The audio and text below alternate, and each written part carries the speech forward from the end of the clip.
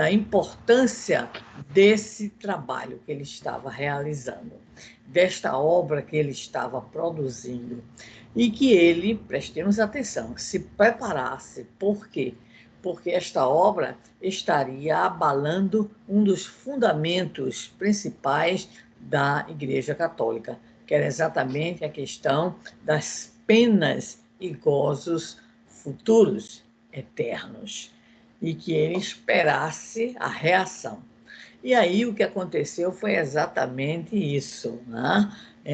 Enquanto nós estávamos com a publicação do Livro dos Espíritos e, posteriormente, com a publicação do Livro dos Médiuns, apesar de olhares preconceituosos, de algumas perseguições, mas, sem dúvida alguma, foi com a publicação de O Evangelho segundo o Espiritismo que nós atraímos, vamos dizer assim, toda uma postura profundamente antagônica, não só da Igreja Católica, como também de outras autoridades religiosas. Mas aí foi tão importante isso que o Espírito coloca para Allan Kardec, que era exatamente o fato dele estar trabalhando numa obra que traria uma outra visão acerca da justiça divina. Isso foi tão importante que logo no ano seguinte, ou seja, em 65, ele lança a obra O Céu e o Inferno, ou A Justiça Divina segundo o Espiritismo.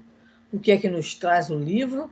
Nos fala no frontispício da obra, Allan Kardec, exame comparado das doutrinas sobre a passagem da vida corporal à vida espiritual, sobre as penalidades e recompensas futuras, sobre os anjos e demônios, sobre as penas, etc., seguido de numerosos exemplos acerca de situação real da alma durante e depois da morte. Então, eu imagino que se o céu, aliás, se o Evangelho, né, tratando também das questões morais, foi uma obra perseguida, o céu e o inferno é uma obra que passa a ser também bastante perseguida em razão de estar trabalhando uma visão completamente nova, original, da justiça divina, agora à luz do Espiritismo.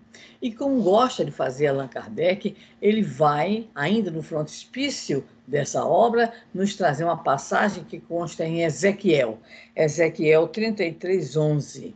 E aí a colocação é essa: por mim mesmo juro, disse o Senhor Deus, que não quero a morte do ímpio, senão que ele se converta, que deixe o mau caminho e que viva.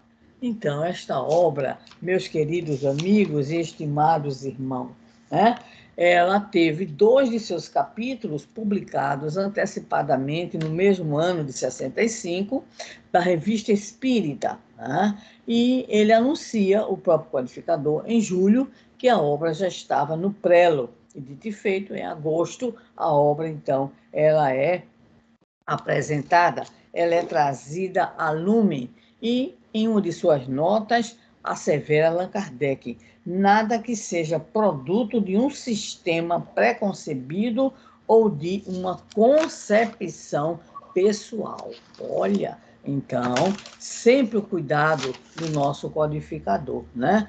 Com esta obra, ele afirma, estará decretado o fim das chamadas penas e suplícios eternos e da teoria da contemplação indefinida. Então, nós estamos nas comemorações, começando as comemorações desse 2025, de 160 anos de lançamento desta obra, que desenvolve, claro, a parte 4ª do Livro dos Espíritos, né? Então, só para que nós possamos ter uma visão geral, porque vamos nos fixar em um dos seus itens, nós vamos encontrar como conteúdo doutrinário: penas e gozos são inerentes ao grau de perfeição. Cada um tira de si mesmo o princípio de sua felicidade ou de sua desgraça. Inferno e paraíso são alegorias e sua localização absoluta só existe na imaginação. Os chamados céus exprimem diferentes graus de purificação e trazemos então em nós mesmos o inferno e o paraíso. O livro O Céu e o Inferno, ele não tem introdução, não tem prefácio, ele já entra, né, no capítulo 1º. É composto de 2 partes, conforme o codificador nos indicou, uma parte propriamente de fundamentação doutrinária, aqui estão os paradigmas, aqui estão os princípios que serão utilizados para abordar a problemática das penas e gozos, e na segunda parte, uma riqueza muito grande, que é um conjunto de exemplos. Iniciada essa segunda parte por um capítulo não menos importante, intitulado O Passamento, né? O processo desencarnatório. E, em seguida, os depoimentos de espíritos felizes, de espíritos em condições medianas, espíritos sofredores, suicidas, criminosos arrependidos, espíritos endurecidos, expiações terrestres, né? Então, é um livro que nos traz realmente um farto material de reflexão. Né? E no seu primeiro, né, na sua primeira parte, nós vamos encontrar discussões muito importantes que vão fundamentar essa nova compreensão acerca da justiça divina e, consequentemente, a questão, né, das penas e gozos futuros. Kardec trata sobre o porvir nada, identificando que é natural em nossa condição evolutiva que nós tenhamos receios, né? Isso faz parte, vamos dizer assim, da nossa natureza, do nosso próprio instinto de conservação, e sem esquecer que nós também somos criaturas que, a partir das experiências reencarnatórias, nós também temos, né, um fator que interfere muito em nossa vida, que é a questão da educação.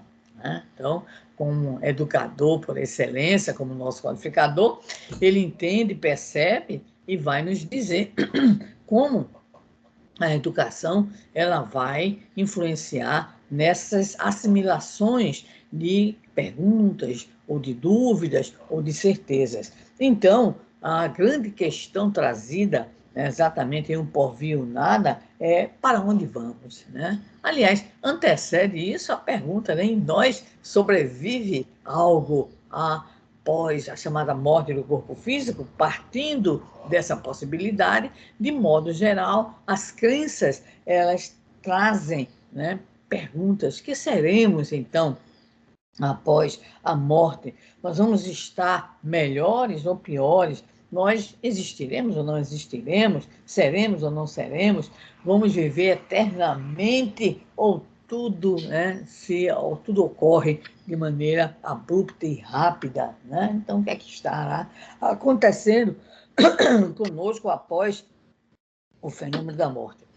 Quando a gente conversa, de modo geral, as pessoas, né, a gente pode não ter nenhuma certeza na vida, mas uma certeza a gente tem: a gente morre.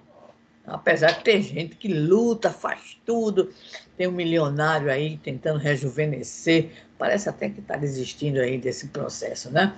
Tem gente que quer ficar congelado até que a ciência descubra a cura para a doença. Enfim, nós temos uma síndrome, né, de Highlander. Então, a gente quer viver para sempre.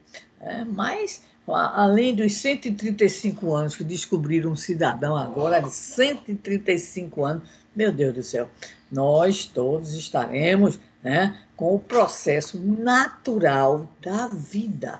E qual é o processo natural da vida? Nascer, viver, nos nutrir, reproduzir, né, e entrar no declínio. Então, veja aí um grupo em que alguns já devem estar a partir dos 40. Aqui a gente brinca dizendo que quando você entra no isenta, você não sai mais, né? Até 40, 50, 60. E aqueles que são os diferentões, né, chegarão aos 100, 110, 120, meu Deus do céu. Né? Então, o que é que acontece? A vida ela tem um prazo, ela tem um tempo. E quando a gente entra, em especial aí dos 40, nós as mulheres principalmente, né? Então nós temos um prazo de validade. Os nossos órgãos, eles têm um prazo de validade, por mais que a gente cuide. Olha que tem gente que se cuida demais, tem gente que faz exercício, né? Não tem nenhum tipo de vício, se alimenta bem, mas não adianta. Quando a irmã morte decide, ela pega a criatura, né? Conta-se da literatura espírita, um pouco de graça, né? Que certa feita um cidadão teve um sonho, e nesse sonho ele quis saber, né? Havia uma espécie de possibilidade de realização de um desejo lá do outro lado da vida, e ele quis saber quando é que ele ia morrer. E aí, então, deram para ele essa informação. Ele ficou preocupado, né? E quando chegou nesse dia, ele cortou o cabelo, ele colocou um bigode, enfim, ele fez coisas diferentes. Disse assim, não, a morte não vai me reconhecer. E aí, então, né, batem na porta, e quando ele vai, é a morte. E a morte lê o nome dele. Fulano de tal, disse, não, não mora aqui não. Há muito tempo que foi embora, saiu. Como assim? O pessoal lá de cima, né, não erra. Né? Ele disse, não, ele não mora aqui não. Aí a morte olhou para ele, homem, para não dar viagem sem resultado, vai você mesmo. Então, não tem jeito, né? Há criaturas que são impressionantemente, vamos dizer assim, curiosas, né? Você tem certeza que aquela pessoa vai bater as botas, vai para chamar a terra dos pés juntos? Nada, nada. Ou então alguém está em sua casa, né? Aqui é muito comum no Rio de Janeiro, de repente vem a bala, grita perdida, e ela vai, atinge e a criatura desencarna. Há pessoas saudáveis, fortes, resistentes, aí daqui a pouco sente uma besteirinha, uma dorzinha, uma coisinha, pronto, quando vai, está lá o diagnóstico terrível, e muitas vezes 2, 3 meses a criatura já, né, está de partida para a pátria verdadeira. Então, a morte é a certeza que nós temos. Então, Kardec vai exatamente começar a discutir o problema das interrogações que todos temos em relação a isso. E ele vai, claro, dentro da sua perspectiva sempre muito elevada, discutir os efeitos de uma visão materialista. O que é que uma visão materialista, uma visão nihilista, ela pode proporcionar. Então, se você, né, está vivenciando a sua experiência, mas você não tem certeza de nada, pelo contrário, você diz, morreu, acabou. Né? Morreu, pronto, foi embora. Então, qual seria, ou quais seriam as consequências para o indivíduo e para a vida em sociedade, se de repente essa ideia, ela realmente ela fosse o quê? Assimilada, internalizada pela criatura. Comenta, pois, o nosso codificador, todas as, vamos dizer assim, as consequências danosas, tanto do materialismo quanto também do panteísmo. O panteísmo também teria uma conotação de não responsabilização futura, porque são ideias que não privilegiam, que não aceitam a continuidade da chamada vida após a morte com individualidade consciente. Esse é o problema. Outras religiões apresentarão, e aqui, né, no caso, não entramos nas concepções orientais, não, aqui é dentro das nossas visões ocidentais e cristãs. Então, o que é que vai acontecer? É que, para algumas concepções, o que ocorre é que você tem, após a chamada morte do corpo físico, uma espécie de comparecimento perante um julgamento, ou você dorme esperando novamente esse julgamento, mas a grande problemática discutida vai ser exatamente o que vai acontecer, ou seja, né, o nosso futuro, né, o que estará acontecendo. E aí Kardec vai dedicar a grande parte do conteúdo da primeira parte, ele vai trabalhar sobre o céu, nos mostrando exatamente as concepções sobre a chamada contemplação infinita. Né? Ou seja, aquela ideia de que os que estão na beatitude ali se encontram e pronto, acabou, vai eternamente, é um tédio cá entre nós, né? Aí vai falar sobre o inferno, né? A ideia de inferno, fazendo inclusive um paralelo muito interessante entre o chamado inferno pagão e inferno cristão, mostrando que o inferno cristão, olha, é complicado, viu? Parece que é uma coisa bem mais estranha. O purgatório, né, que é exatamente uma tentativa de resolver alguns problemas racionais sobre onde é que vão aqueles que não são tão maus que mereçam o inferno, nem tão bons que mereçam o céu. E as crianças, para onde é que vão? E assim por diante. Mas o que ele mais para discutir é exatamente a questão das chamadas doutrinas das penas eternas. Ou seja, alguém, vamos dar um exemplo, uma ilustração, alguém no momento de profundos desajustes emocionais, um ciúme, uma raiva, um ódio, promove a desencarnação, ou seja, assassina alguém. Pronto, está condenado ao inferno. Então, a grande questão que Kardec, logicamente, nos põe para refletir foi um ato. Esse ato é um ato terrível, né? É a destruição da vida de alguém. Mas é um ato que tem um momento, tem uma razão de ser, tem um contexto. Aí, em razão deste ato, você está condenado eternamente.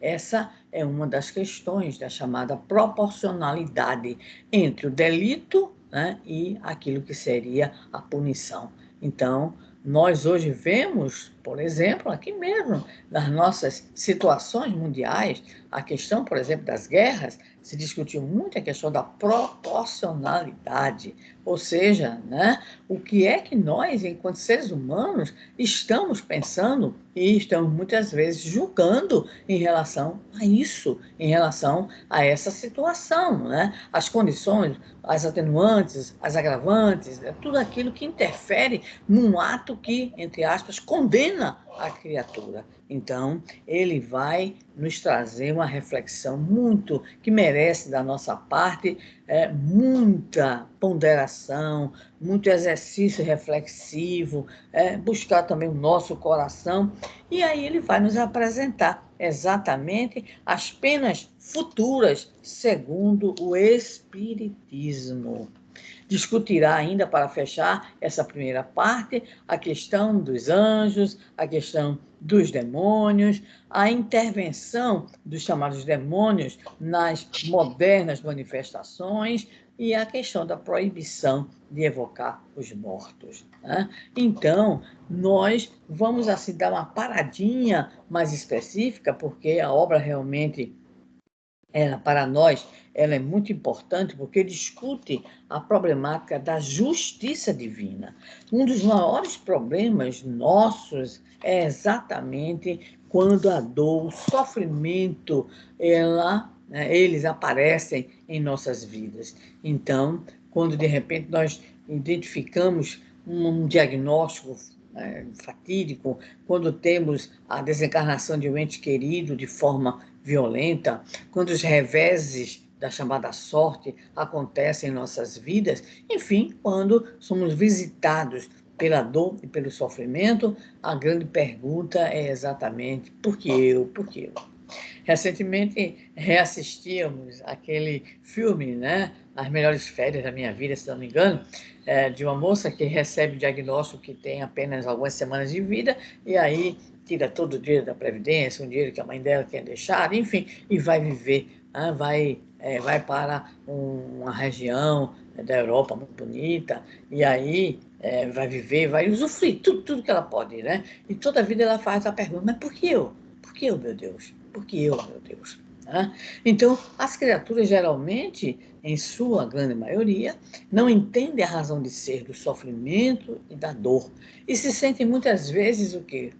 Oprimidas, se sentem muitas vezes negligenciadas pelo divino. Então, a ideia da justiça, da bondade e da sabedoria divinas, isso teria sobre as nossas vidas uma mudança completa de referencial. Uma mudança completa de referencial. Então, Deus é bom, nos disse Jesus. Deus não dá pedra ao filho que merece pão, nem serpente ao filho que merece peixe. Ezequiel diz, Deus não quer a morte do ímpio. Jesus vai nos dizer, nenhuma das ovelhas que o Pai me confiou se perderá.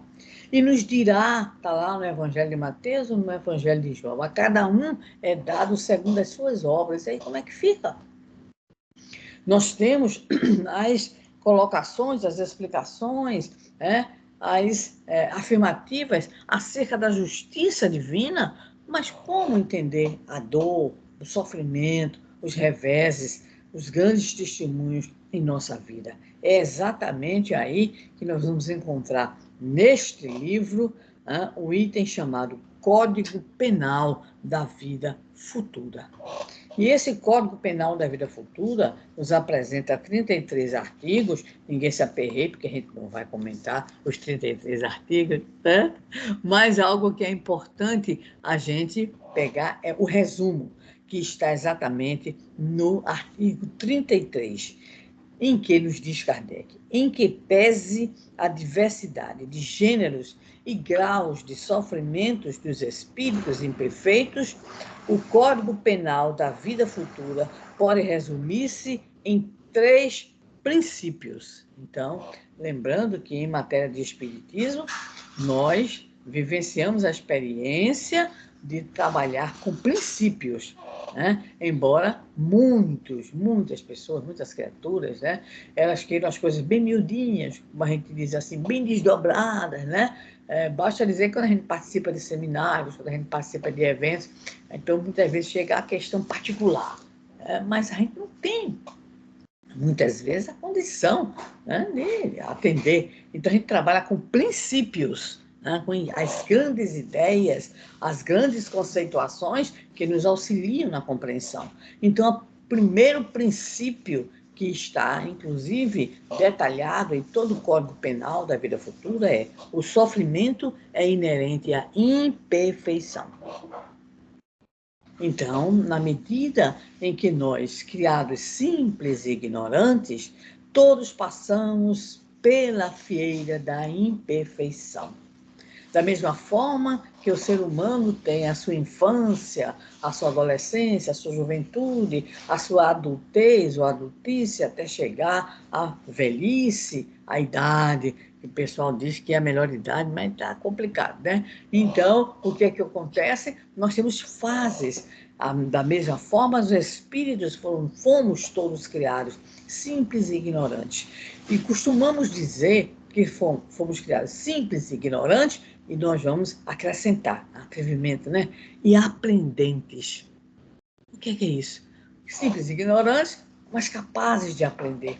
Deus nos possibilita, através dos processos reencarnatórios, a aquisição de conhecimentos. São experiências que nos proporcionam conhecimentos, que nos proporcionam livre-arbítrio e que, consequentemente, nos torna este livre-arbítrio responsáveis pela nossa felicidade ou pela nossa desgraça, pelo nosso avanço ou pela teimosia em permanecer estacionários na grande jornada evolutiva que é a determinação, conforme nos diz Joana de Ângeles, para nós. Temos 2 determinismos, o existir e o progredir, para sermos felizes. Não tem outra situação.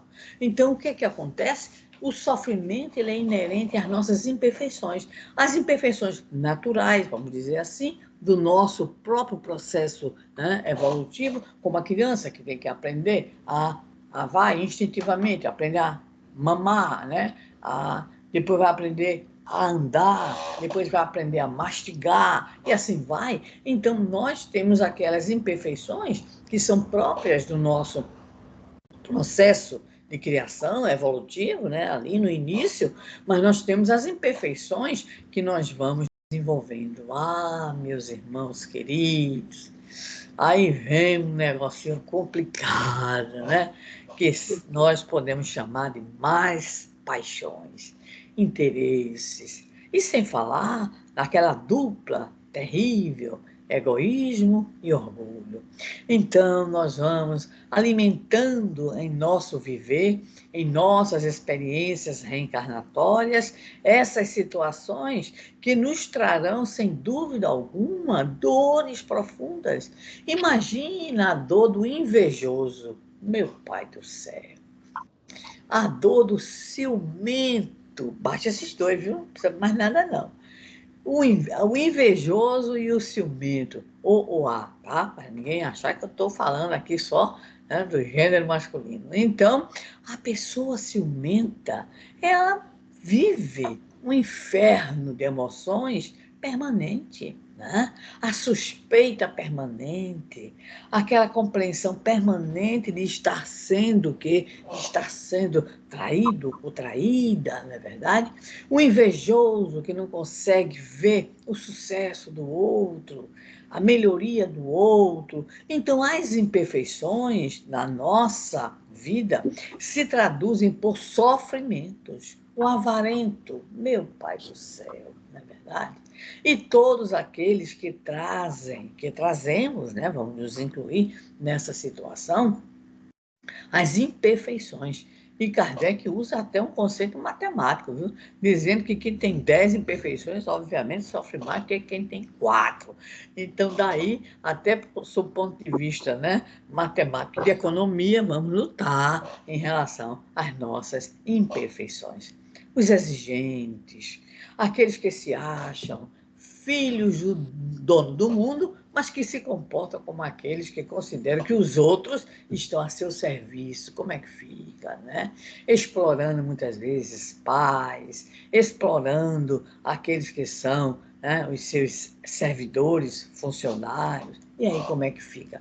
Até hoje, não só no Brasil, mas no Brasil, nas Américas, e aí talvez em algum lugar, né, em outro considerado mais avançado, né, mas em muitos lugares, as chamadas condições subhumanas de trabalho. Aqui, de vez em quando, o noticiário, né, que a polícia conseguiu resgatar tantos em regime de semi-escravidão. Então, como é que fica? As nossas imperfeições, elas se traduzem em ações. Essas ações, elas geralmente são as ações que vão disseminar no nosso entorno as consequências, né, dessa maneira de ver, de pensar e de agir. Então, nós tornamos a vida do outro insuportável, nós exploramos o outro, nós menosprezamos o outro, nós atingimos a liberdade do outro, né? Coibindo essa ou aquela atitude. Nós, muitas vezes, maltratamos psicologicamente os nossos irmãos, maltratamos fisicamente, economicamente, social, culturalmente. Nunca se viu um mundo de tanta intolerância, de tanto preconceito.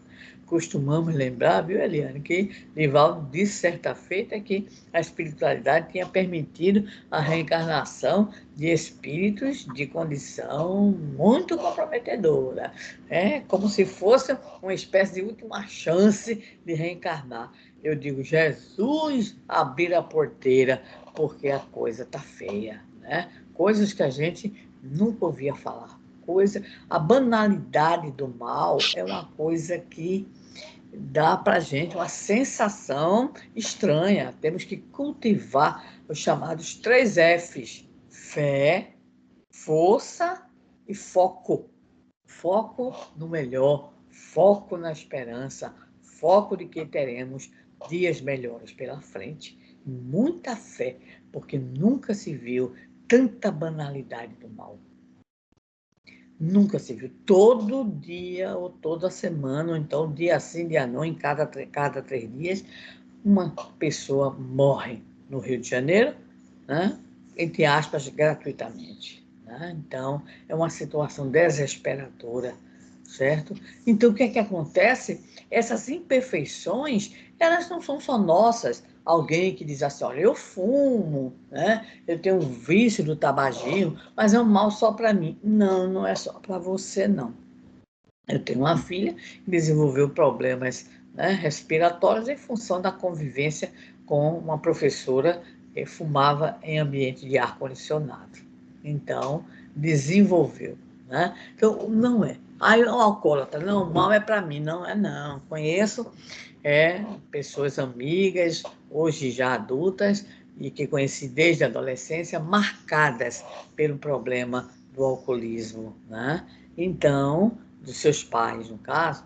Então, o que ocorre é que aquilo que nós achamos que prejudica nós, porque nós não somos seres isolados, nós não somos Robinson Crusoe, e mesmo Robinson Crusoe tinha sexta-feira, né, segundo lá a obra literária, né? Então, nós prejudicamos a nós e prejudicamos o entorno também.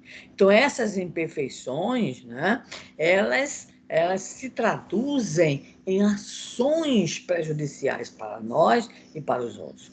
O segundo princípio, nos diz Kardec, toda imperfeição, assim como toda falta dela promanada, traz consigo o próprio castigo nas consequências naturais e inevitáveis. Assim, a moléstia pune os excessos e da ociosidade nasce o tédio, sem que haja mistério de uma condenação especial para cada falta ou indivíduo. Então, as leis que regem a vida natural vai nos mostrando exatamente que esses processos de imperfeição, esse cultivo pelas mais paixões, isso tudo tem consequência e muita gente não entende, né? Então por exemplo, com todo respeito, o funcionário que vive de atestado, aí recebe a demissão, aí diz, o chefe é meu inimigo. É a criatura que transforma o seu lar num pouso neurótico. E aí, então, o que é que ocorre? Esse pouso neurótico, ele, né, faz com que alguém, marido, filho, queira ir embora. Eu não aguento mais o lar, não aguento mais. Então, quando nós falamos sobre isso, nos lembramos da página que está no capítulo 5 do Evangelho segundo o Espiritismo, que nos diz o quê? Causas atuais e causas anteriores das aflições. E Kardec tem a lucidez de dizer: a maior parte das nossas dores e sofrimentos tem a ver com as causas atuais mesmo. É o filho que não foi educado, que é trabalhoso, é a perda dessa ou daquela situação financeira pela nossa imprudência ou pela nossa ganância. É a solidão, muitas vezes, fruto da nossa maneira de ser e de agir junto àqueles que estão conosco, os maus tratos, né? A indiferença, a busca de controlar o outro em tudo que o outro faz. Então, nós temos as causas anteriores. Quando não dá para identificar uma causa atual, nós vamos buscar as causas anteriores. É nesta obra que nós vamos encontrar uma colocação muito importante quando Kardec diz: as reencarnações, elas são solidárias.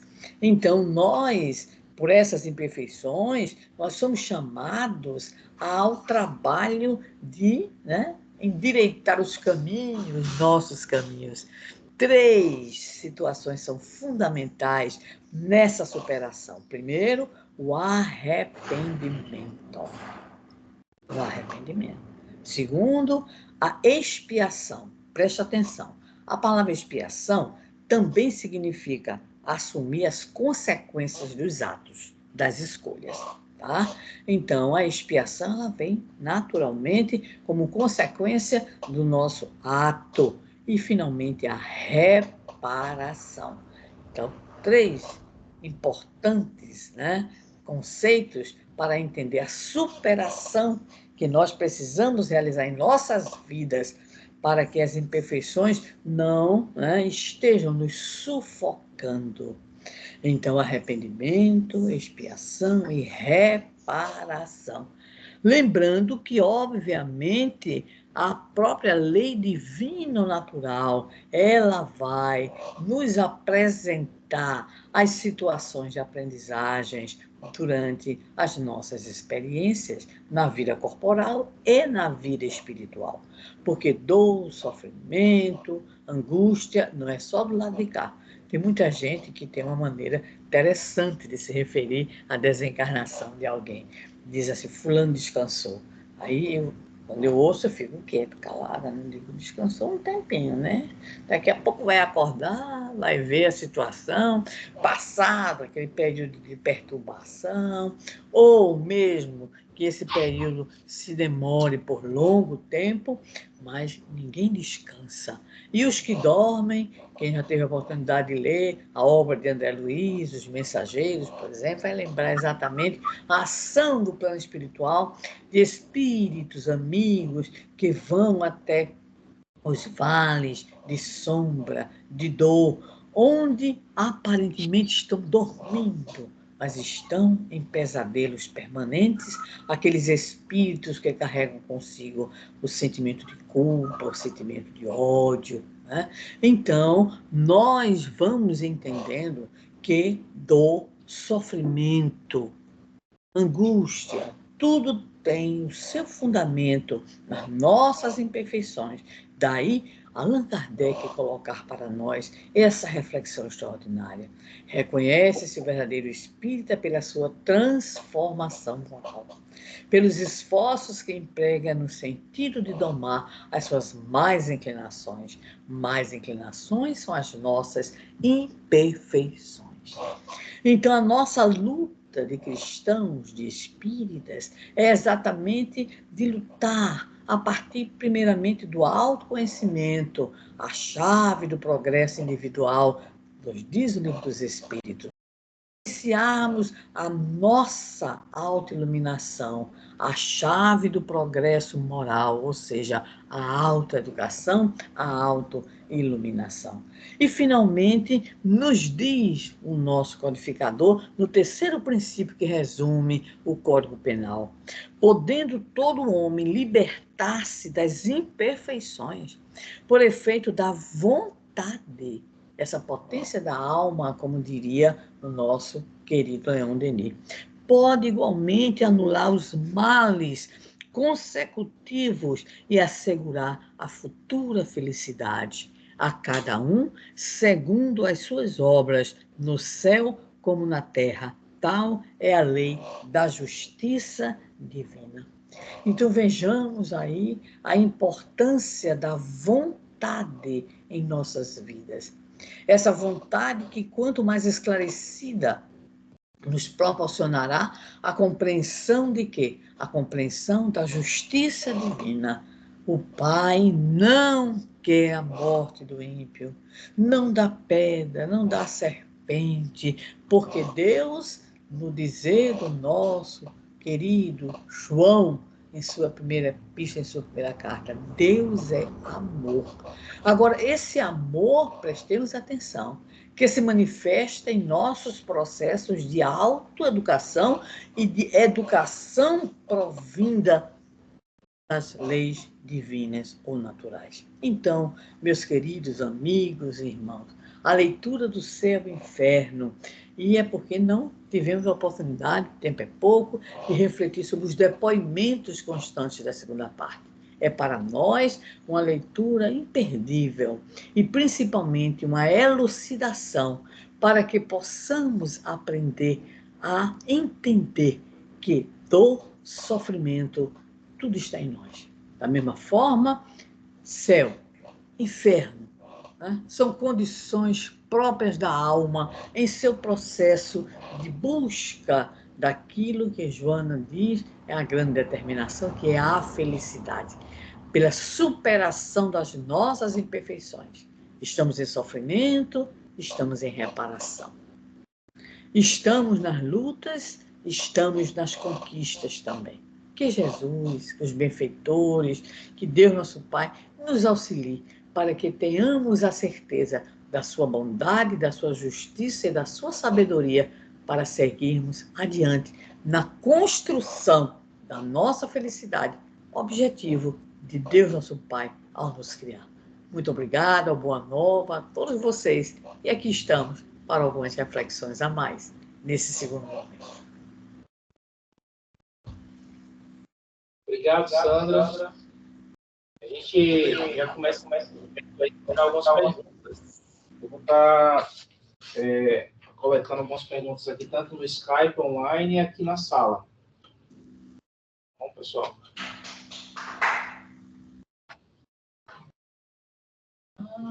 batendo palma. Alguém começou a bater palma, vamos fazer logo então.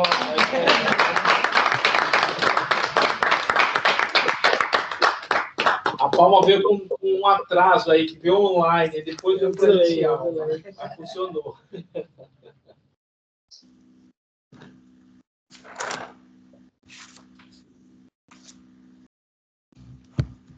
Eu vou começar, eu estou com uma pergunta aqui, já que o pessoal não começou, eu vou começar. Tem uma dúvida, Sandra.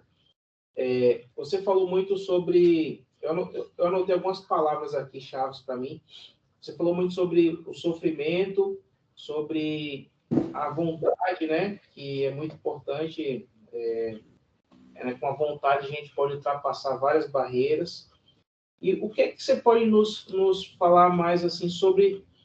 Estando aqui nesse mundo material, sobre essas pessoas que têm doenças psicológicas, assim, como é que funciona a vontade nesse sentido? Porque me parece, às vezes, uma situação tão difícil de sair sozinho, sabe? Parece que eu vejo algumas pessoas em situação que o que eu tenho a dizer é que parece que só a vontade não dá. Ele precisa de alguém, de uma ajuda, de um amigo, sabe?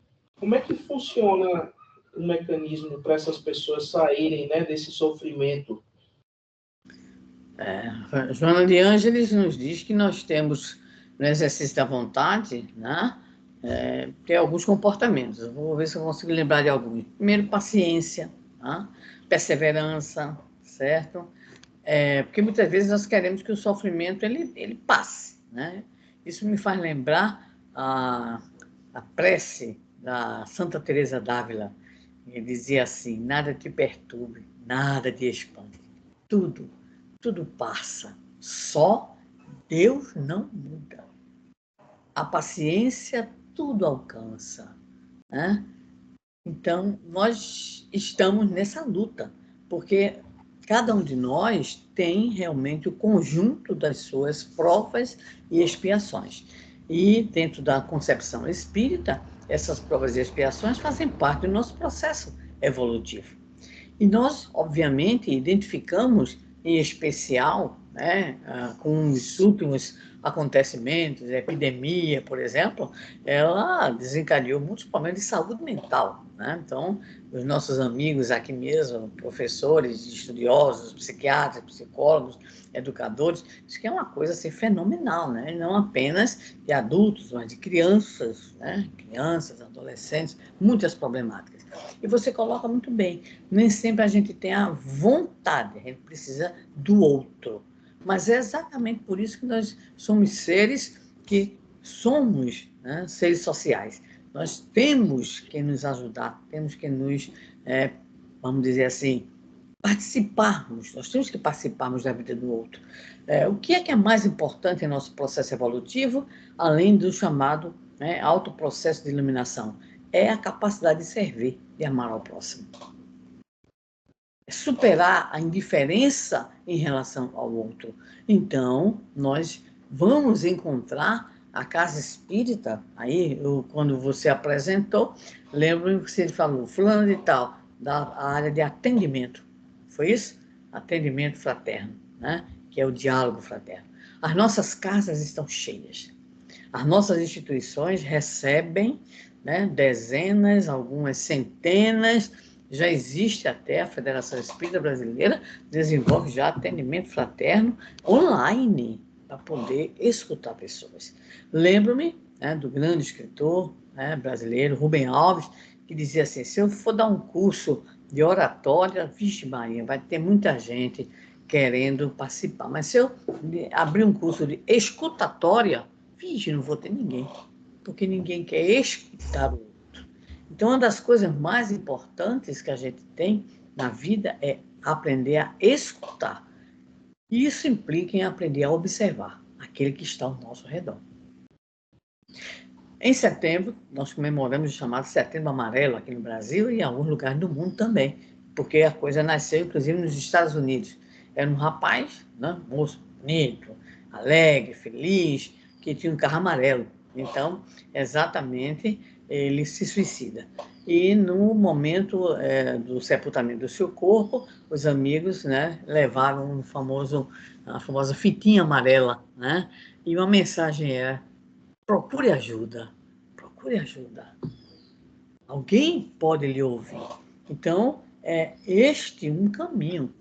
Já falei em dois, né? O próprio caminho da pessoa, né? Porque muitas vezes a gente é orgulhoso também, a gente não quer mostrar fraqueza. Eu não sei aí, porque o movimento é pequeno, né? Mas aqui é difícil. Aqui a gente já tem feito e participar de seminários dizendo, né, aos nossos irmãos em casas espíritas enormes que tem que ter atendimento, né, espiritual, atendimento fraterno pelo diálogo aos trabalhadores. Quem ajuda aquele que está ajudando? Quem ajuda o trabalhador? O trabalhador muitas vezes está cheio de problemas. Como é que ele faz?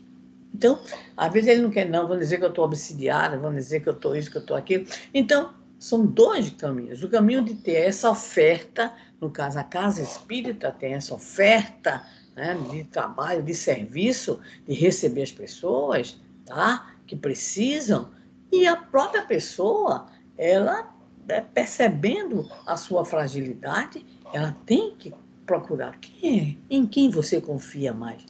Quem é o seu companheiro, seu irmão de trabalho, que você diz assim, essa pessoa pode me escutar. Então, são caminhos que, obviamente, nós temos hoje também. Nós temos, e o que é um motivo de felicidade, inúmeros cursos nas próprias instituições universitárias de relação entre espiritualidade e medicina, para saber exatamente que aquela pessoa, muitas vezes, está procurando ali um psicólogo, um psiquiatra, também está precisando de um apoio sob o ponto de vista espiritual. Tivemos há pouco tempo aqui um encontro dentro dessa área, em inúmeros estados do nosso país, nós temos esses encontros. Sabemos, por exemplo, que o Reino Unido, né, a Elza Rossi sempre nos coloca a par, faz um trabalho interessante. Se colocar a palavra espiritismo, não aparece ninguém, mas coloca espiritualidade e medicina, espiritualidade e ciência, e aí aparecem algumas centenas de profissionais. Então, nós temos essas possibilidades. Hoje, graças a Deus, nós temos essas possibilidades. O cultivo da esperança, está aí a mensagem do Papa, né? O Papa Francisco, vamos orar por ele, tá dodói, né? Então, dizendo que a esperança domine 2025. Mas acreditamos que a compreensão das causas, ou seja, nós não nos sentirmos vitimizados por uma espécie de, vamos dizer assim, de perseguição divina, né, de injustiça divina, a nossa própria capacidade de perceber, né, que nós somos os artífices, os construtores, isso já nos dá, vamos dizer assim, uma possibilidade de seguir adiante. E isso nos mostra, para finalizar, a grande preocupação que nós temos em sentir como Jesus sentia, olhar como Jesus olhava. É a chamada empatia. Eu tenho que ver aquela pessoa que convive comigo no lar, no trabalho profissional, na casa espírita, né? Então, você percebe uma diferença? Às vezes é o olhar, é a maneira de ser, e às vezes a gente diz, eu vou lá, eu tenho até medo, as coisas hoje estão tão difíceis, mas a gente também tem a responsabilidade em relação ao outro. Surge muitas vezes uma intuição da nossa parte, intuição de que a gente deve perguntar ao outro alguma coisa, deve chegar mais próximo ao outro. Vou contar rapidinho uma história que o nosso Divaldo contou certa feita, de um adolescente com grandes problemas, grandes dificuldades, tá, na escola. E aí, então, sempre os bullying, enfim, aquelas situações todas. E, de modo especial, naquele dia, os coleguinhas, né, gostam de fazer as suas palhaçadas. Então, passaram por ele, derrubaram. Ele foi até o armário dele, tirou os livros, estava com os livros no braço, e aí passam aqueles baderneirozinhos, derrubam tudo, e ele sai pegando, né, os materiais. E aí, então, né? Um deles, mais sensível, o ajuda, diz assim, não ligue não, eles são assim mesmo. E aí, diz assim, onde é que você mora? E ele diz onde é que morava, e diz assim, eu moro perto, bora, eu vou com você, vou lhe ajudar, você está carregando esses livros todos, não sei por quê. E aí sai com esse, né, adolescente. Eles vão caminhando no caminho, muita conversa, coisa e tal. Termina ele chegando na casa do outro, o outro convida para ele ficar um pouco, tomar um lanche, enfim. Ali nasce uma amizade. Como é que a gente sabe disso? Porque anos depois, aquele, né, cujos livros caíram por ação de bullying de coleguinhas irresponsáveis se forma e dedica naquele dia a sua formatura àquele amigo que lá estava, porque continuaram amigos, e disse: naquele dia eu fui buscar meus livros que ia levar para casa porque eu estava pensando em me matar. E você foi a pessoa, né, que me salvou naquele dia. Então, essa sensibilidade que a gente vai ter que desenvolver é o familiar, é o colega de trabalho, enfim, é quem está ao nosso redor. Somos todos responsáveis uns pelos outros, é o que nós poderíamos adiantar rapidamente. Muito obrigado, Sandra. Tem algumas perguntas aqui na sala, tá? Vou passar para a Deise primeiro. Deise, pode fazer. Um esclarecimento. Eu sempre entendi que o inferno seria, ou o céu seria o inferno, principalmente, a nossa consciência pesada. E esclarecer um pouco sobre isso. Quando uma pessoa que passa para outra vida e sabe dos seus erros, entende os seus erros, mas existe uma história de uma mulher que ela fazia os abortos e ela, quando chegou na porta do céu, ela tinha certeza que ela ia entrar porque ela ajudava as mulheres que foram procurá-la para fazer esses abortos. E ela não deixaram ela entrar. E como é que fica essa consciência? Porque eu entendo que eu errei, mas a outra pessoa, ela não entende que ela errou, porque para ela não tinha essa consciência que o aborto é a morte. E sim que ela fazia um bem para uma mulher. Como é que fica essa confusão, né? A gente não tem que se preocupar. O que rege tudo isso é um princípio. Qual é o princípio? Quem tem o direito de matar? Hoje, mesmo com todas as divisões, todas as broncas, todas as posições, né, diferentes em diversos países, por diversos cientistas, né, já se tem pelo menos uma ideia de que com pouquíssimas semanas ali você tem um ser, ali é um ser. Não é vamos dizer assim, não é apenas um agregado de moléculas ali, não. Ali já tem, hoje, a grande maioria, né, de pesquisadores da área já se identifica exatamente a existência de vida. Ali é vida e que ali se desenvolve uma consciência. Então, a pessoa que né, que vai praticar o aborto em relação a alguém que lhe procura, né, então ela está assumindo a responsabilidade de estar provocando, de estar sendo um instrumento de, né, acabar com a vida, né, do outro. Geralmente, né, no caso, salvo as exceções, que elas existem, não é nosso tema aqui, mas existem algumas exceções, está colocado inclusive no próprio Livro dos Espíritos, né, para nós, mas a gente sabe, por exemplo, que há uma indústria do aborto, né? A indústria de beleza, por incrível que possa parecer, que está ali, certo? Então, você tem uma série de desdobramentos dessa situação. E a pessoa, ela age, não uma vez, não duas, não três. O relato que você se refere está no nosso lar, se não me engano, né? Quando aquele espírito, ele quer entrar, vamos dizer assim, na colônia espiritual. Não, por quê? Porque faltou a ela, para entrar ali, o primeiro passo nesse processo, que chama-se arrependimento. Não tem arrependimento. Sem arrependimento, né? Ainda não teve a expiação, muito menos a reparação. Então, o arrependimento, ele é a porta de entrada de todo o processo, vamos dizer assim, de superação. Sem arrependimento, está difícil, está complicado, né? Então, a palavrinha-chave seria arrependimento, consciência, nível de consciência, né? Mesmo que o outro ache bem. Por exemplo, aqui no nosso sertão, não só sertão, viu? Às vezes capital também, há muito tempo atrás, né? Havia, ainda há, aqui e acolá, né? O chamado jagunço, né? Aquele que ele é pago para matar. Ele é pago para matar.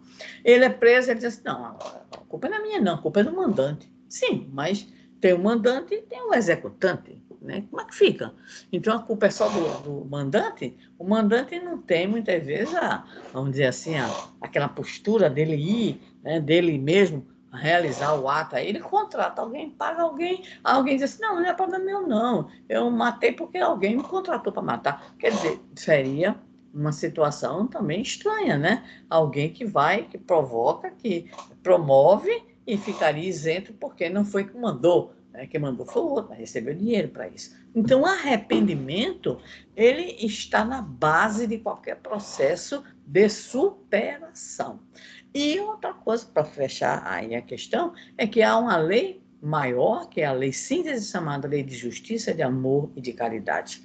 E na nossa visão espírita, respeitando, como dissemos, né, as prováveis exceções existentes, o aborto entre nós é considerado crime porque está tirando a vida de alguém que está em processo formativo. Então, a nossa concepção é anti-abortiva. Tem mais... Obrigado, viu, Sandra? Mais alguma pergunta aqui na sala? Eu tenho uma questão. Quando se trata de, por exemplo, psicopatia, né, narcisismo, essas pessoas, assim, elas agem totalmente friamente, vamos dizer. Mesmo que seja em relação ao filho. Eu escutei ontem uma história, né, muito triste de uma mãe que tratou o filho muito mal, foi muito abusiva. E justamente essa pessoa, ela não tem, vamos dizer assim, a mínima, parece assim que a pessoa não tem a mínima consciência de que ela é uma pessoa psicopata, narcisista e empatia. Aí essa pessoa desencarna, né? Chega no mundo espiritual. A minha pergunta é a seguinte: como isso é encarado pela espiritualidade? Pois essa pessoa não tem a mínima, vamos dizer, nenhuma noção. Parece, assim, eu não sou psicóloga, não sou psiquiatra, mas assim, chega lá achando que fez certo, não está nem aí, né? Chegou lá, fiz. Mas você deu um outro exemplo. Para mim, é o mesmo exemplo que o meu foi radical, de tirar uma vida.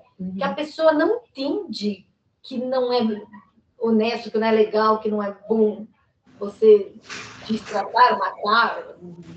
Ela não tem a consciência, isso que eu fico em dúvida. Ela vai ficar, não sei, no umbral, no inferno, até ela entender o mal que ela fez e se arrepender. Então, como ela vai conseguir, né? Como que o mundo espiritual maneja isso? Né? A gente aqui não tem exatamente os elementos de respostas, vamos dizer assim, detalhadas sobre o que vai acontecer com ele. Agora, a gente tem os princípios. Então, vamos para o princípio. O grande princípio da justiça divina envolve duas palavrinhas: atenuantes e agravantes. Olha, a justiça humana tem o crime doloso e o crime culposo. Não, aqui mesmo. Ou seja, aquele que não teve a intenção de matar, e o outro, aquele que a pessoa teria que ter a compreensão de que ela poderia provocar a morte. Não adianta dizer, aí não pensei. Aqui mesmo entre nós não aceitamos isso. Não? Então, você pega um carro totalmente embriagado. Então, você pegou o carro para dirigir embriagado, você está correndo o risco de matar. E aí o crime é doloso mesmo. Não adianta dizer, mas eu bebi pouquinho, não tem isso não. Tá? Então, entre nós, na própria justiça humana, nós temos esse fator, é o fator agravante, né? Agravante. Mas tem um fator atenuante. Então, o que é atenuante? Alguém, de repente, um bandido invade a sua casa. E aí você tem filho, filha, você tem idoso, e de repente você, para poder resolver a situação, você dá um golpe naquela pessoa, você tem uma permissão de ter uma arma em casa, ou você entra em briga corpórea, e aí existe a chamada legítima defesa. Tá? É outra situação. Então, a justiça ela tem nuances avaliativas. Ora, se isso existe entre nós, quanto mais no plano espiritual. Então, acredito, com certeza, que da mesma forma que nós temos as casas de saúde, os hospitais psiquiátricos, aqui também deve haver, no plano espiritual. Também, com certeza. Né? Para poder receber essas criaturas, esses espíritos que, ao reencarnarem, muitas vezes já têm, né, exatamente já a situação que vai aparecer em sociopatia, né? Não digo nem o narcisismo, porque a gente conhece tanto narcisismo que a gente nem imagina que é, mas tem. Mas o sociopata, principalmente, né? Ele é alguém que ele precisa vamos dizer assim, agir de maneira tão cruel para ele ter alguma acessibilidade. Aqui em casa eu converso com o marido dizendo que tem um tema que eu gostaria de estudar no plano espiritual. Preciso me preparar para isso, que é a crueldade. Né? Porque às vezes você matou, mas não é só isso. Tem gente que mata com resquícios, detalhes. Então, eu, pessoalmente, Sandra, né, quero um dia ter as condições psicológicas, também morais e espirituais, de tentar entender a coisa que a gente não entende. Mas o princípio nos diz que essas pessoas reencarnam junto a nós, no circuito. Eu gosto muito de aplicar um conceito da minha amiga e saudosa Sueli Caldas Schubert. A gente tem um campo quântico de possibilidades. Esse campo quântico de possibilidades faz com que você possa, de repente, desencarnar pela bala perdida. Ou você ter um desastre que todo mundo no automóvel desencarnou e você não. Minha gente, não teve um acidente que sobreviveram dois integrantes, não foi aquele de 179 lá na Coreia, 2 integrantes sobreviveram, que eu dizia assim, olha, eu não gosto de viajar de avião. Ai, ninguém escapa. Escapa. Tem uma história de uma menina num voo da Air France. Eu acho. Foi uma menina que ela sobreviveu, ela só. Todo mundo morreu e ela sobreviveu. E, meu Deus do céu! Quando o divino, que era um adolescente, quando o divino diz, não está na lista, então não está na lista. Então vamos lembrar o seguinte, tem os agravantes e os atenuantes. E o plano espiritual, ele tem os tratamentos, os locais de tratamento, os postos de socorro, as colônias espirituais, os hospitais, e dentre os hospitais, tem os hospitais psiquiátricos também, tem os hospitais psiquiátricos. Então, ninguém será abandonado. Esse é o princípio, né? Esse é o princípio. Agora, todos nós que ficamos horrorizados com isso, com aquilo, com as situações que ocorrem, e que muitas vezes na nossa própria vida de relação, a gente vai saber. Um dia o véuzinho vai ser levantado. Agora, Deus é tão bom que não nos permite, né, ver, ter aquela lembrança, ou espera que nós estejamos um pouquinho mais tranquilos, um pouquinho mais cientes da justiça e da bondade para poder enfrentar. Agora, que é doloroso, e que a gente volta a falar dos 3 Fs, fé, força e foco, porque não é fácil. E nós estamos vivendo hoje, em plena transição planetária, uma madrugada de muita treva, muita sombra, em muitos casos. Aqui vocês devem ter acompanhado pela mídia, aqui a moda agora é matar envenenado, a família. Então, matar envenenado. Agora, o mais cruel é alguém conseguir comprar sem pelo correio, pela internet, chegar pelo correio. Aí é que é uma outra situação, não é verdade? Então, a gente fica assim, eu digo muito, né, aqueles que comigo convivem, que a gente tem a oportunidade de trocar ideias, é preciso a gente se fortalecer na fé. Fé em melhores dias, em dias mais leves, né? Porque nós estamos numa transição muito difícil, violenta, muito violenta. Para muitos espíritos, tem dita espiritualidade, é a última oportunidade. Porque nós precisamos, de fato, encontrar aqueles elementos que estão na última pergunta do Livro dos Espíritos, que diz que na terra reinará amor e justiça quando a maior parte dos seus habitantes forem espíritos bons. Aí, os maus, por ignorância, os maus, esses por ignorância, mas que ainda são sensíveis. Agora, os maus, por deliberação, pelo cultivo permanente, esses serão os exilados da terra, né? E está lá para a gente poder entender bem direitinho o capítulo 18, né, de A Gênese, para a gente poder ver os sinais dos tempos e a nova geração.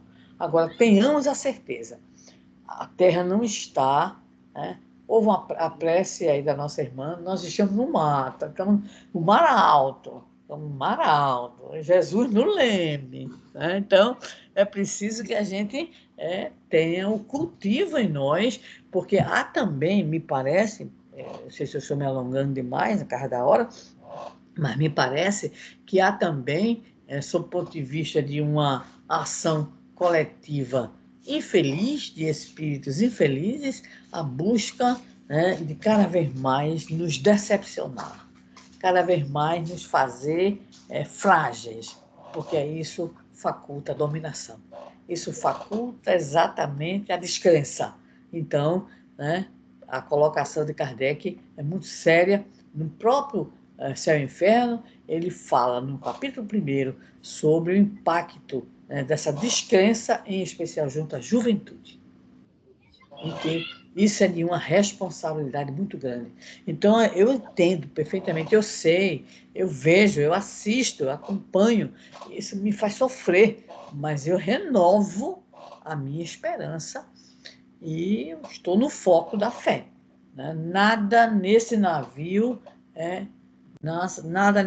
nos faz imaginar que ele esteja à deriva. O mar é alto, o mar da Galileia. Lembram da mensagem, da passagem? O mar alto, né? Muitas ondas, muitos ventos. Eu sempre imagino Jesus a mandar, né, os ventos e as ondas se acalmarem e dizer para aqueles que estavam com eles, homens de pouca fé. Então, que nós possamos, de fato, exercitar. E é fé mesmo, né? Isso daí é fé. É o que entendo. Sandra, desculpa se não consigo responder satisfatoriamente. Sandra, muito obrigado. Respeitando um pouquinho o tempo, porque eu sei que o pessoal no Brasil tem que almoçar também, né? A gente tem mais uma pergunta aqui na sala. Tem alguma pergunta online ou podemos finalizar com essa pergunta na sala aqui? Tem alguém levantando a mão online? André. Vamos dar uma oportunidade para o pessoal online, que o papo tá bom aqui na sala, o negócio tá bom. A gente só não pode esquecer, viu, gente, que vocês estão do outro lado aí, vocês já estão de barriguinha cheia, não? A gente não. Tem uma pergunta online aí. Vamos liberar uma pergunta online. Tem que tirar o mudo aí. André, tira o mudo. Tira o mudo. Seu microfone está mudo. Na verdade, ela sabe, mas não sabe, porque ela tira por Escreve no chat. Eu vou passar aqui a pergunta para a Georgette, aí você escreve no chat, escreve a pergunta aí. Começa com a Georgette aí. O que eu queria falar é o resumo. Nós poderíamos dizer que o livro Céu e Inferno é um código de como nós deveremos proceder enquanto vivemos aqui na Terra? Com certeza. A luta contra as imperfeições, a certeza na justiça divina, né? E principalmente uma preparação. Agora, eu vou oferecer a vocês uma pesquisa, já que a leitura inicial pela Georgette foi do livro Justiça Divina, eu e o maridão, nós fizemos uma pesquisa, né? Temos o arquivo, o Isaías pode mandar para mim o e-mail, e eu mando uma pesquisa da relação do livro Céu e Inferno com Justiça Divina. Então, foi um trabalho grande, vamos dizer assim, né? E nós vamos perceber as nuances. Agora, minha querida, diga a você o seguinte, em resposta, quanto mais a gente vai refinando a capacidade de entender, de compreender, de orar, de meditar, aí a gente vai entendendo. Porque o grande problema nosso chama-se cacife espiritual para interpretar. A gente às vezes não tem. A gente às vezes não percebe, né, a nuance. A gente não tem aquela leitura que seja a leitura real, a leitura ampliada. A gente às vezes tem uma leitura e uma interpretação literal, ou pelo menos mais pobre. Agora, com certeza, né, o Céu e o Inferno é para nós um grande livro de preparação para a desencarnação. Agora, vou sugerir um que eu, pessoalmente, que tive diagnóstico de câncer, né, em 2022, eu havia lido, na minha juventude, um livro chamado Voltei, do irmão Jacó, Frederico Finer. E li depois do diagnóstico. É outra leitura, tá? Então, é muito bonito. Tudo tudo isso que a gente vive no Céu e Inferno na prática. Tudo. Quando ele chega do outro lado e percebe que ele fez tudo aqui na Terra, porém ele não tem luz que ele necessitava para entrar, né? Para ser agraciado da forma que ele gostaria de ser. É lindo. O livro é profundo, é lindo, trata exatamente das situações diversas do plano espiritual e trata principalmente de algo, Eliane estiver por aí, vou me lembrar do meu querido baianinho, André Luiz Peixinhos. O que de espiritualidade a gente está conseguindo desenvolver? E ele sempre dizia isso, Sandra, o movimento espírita se preocupa muito com reunião, com palestra, com estudo, com passe, com reunião mediúnica, mas o grande e grave problema nosso é o que de espiritualidade o espiritismo está construindo em nós. Todo dia eu me lembro dele, todo dia eu me lembro disso. É verdade. Voltei. Irmão Jacó, Francisco Cândido Xavier, edição da Federação Espírita Brasileira. Ele conta a história que era da federação e de que forma, né? Depois que acontece na vida dele espiritual quando ele desencarna. É muito bonito esse livro.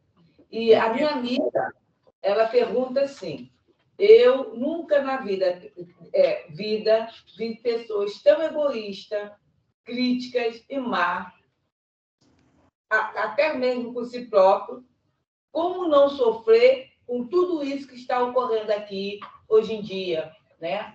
Como é que a gente não sofrer com tanta gente egoísta, com tanta gente que tem críticas mais, né, para o outro?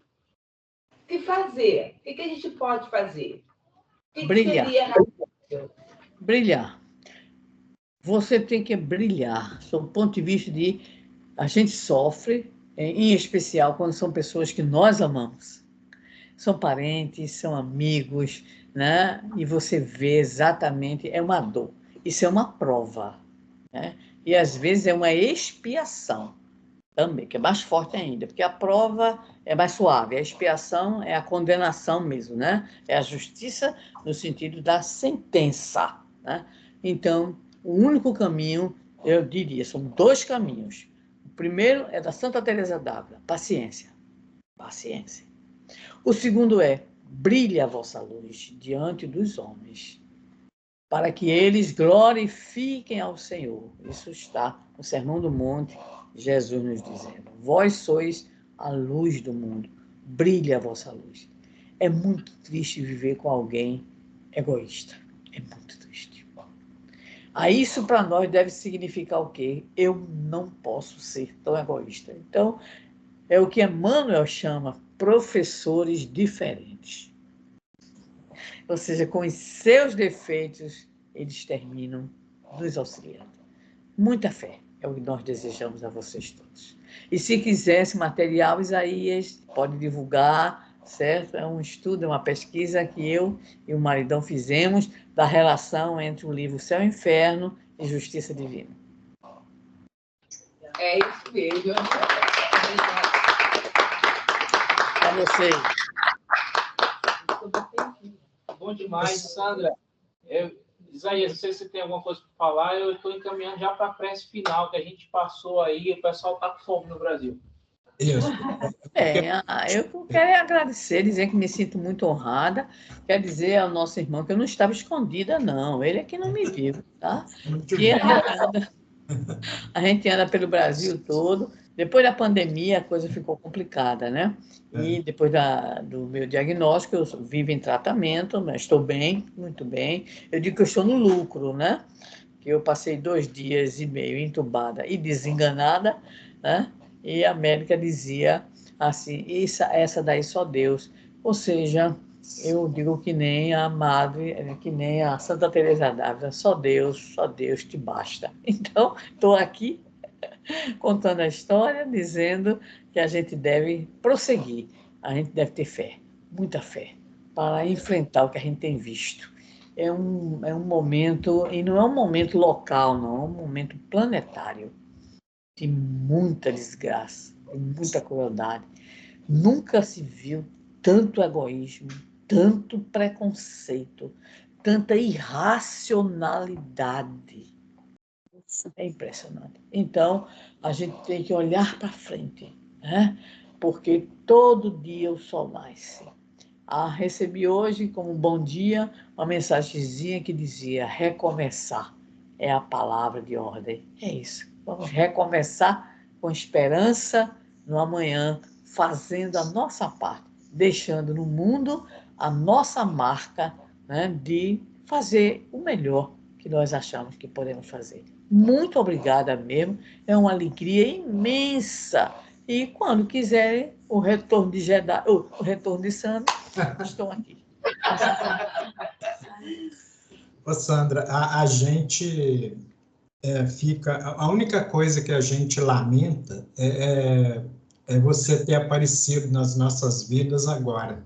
Mas tem tempo, enquanto eu estiver por aqui, eu estou aqui. Mas a gente sabe que veio no momento certo, aquele momento exato.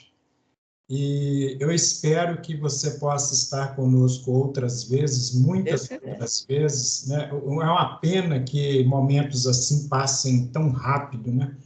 E o horário é muito bom, né? 11 horas. Às vezes eu faço live 6 da manhã, meia-noite, e assim, vocês têm um horário ótimo. Eu falo com o pessoal que quando acaba o estudo que a gente faz todo sábado, acaba 1h da tarde, meu estômago está lá nas costas. Eu estou com fome mesmo, mas tudo se resolve. Mas a gente te agradece, assim, do fundo da alma, né, por você ter participado aqui conosco, né? E tenho certeza que o grupo ficou extremamente satisfeito com todo o trabalho e a gente te espera outras vezes, né? Muito obrigado do fundo do nosso coração, né? E passa a palavra para o Pedro para ele poder encerrar para a gente. Sandra, você pode fazer uma prece final para a gente? Posso, sim. Te desejo muita saúde. Então, vamos orar com muita alegria e com muita fé.